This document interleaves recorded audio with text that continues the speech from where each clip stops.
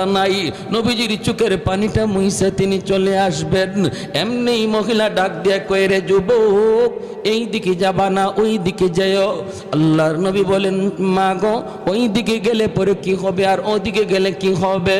কয়, বাবা ওই দিকে যদি যাও মুহাম্মদের সামনে পড়ার ভয়, মুহাম্মদের সামনে পড়ার ভয় আছে রে বাবা, এই দিকে তুমি যেও না। তোমার মতো যুবক আল্লাহর জমিনে আরেকজন আমার নজরে পড়ে নাই। বাবা তুমি এত ভালো, বাবা মুহাম্মদের সামনে পড়তে পারো, ওই দিকে যাও। এইবার নবীজি চোখের পানিটা বইসা কয়, মা গো, মুহাম্মদ সম্পর্কে তোমার ধারণা কেমন?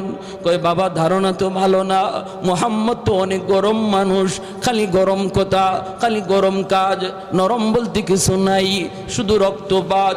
নবী তখন বলেন, মা গো, মুহাম্মদ সম্পর্কে তোমার এমন ধারণা,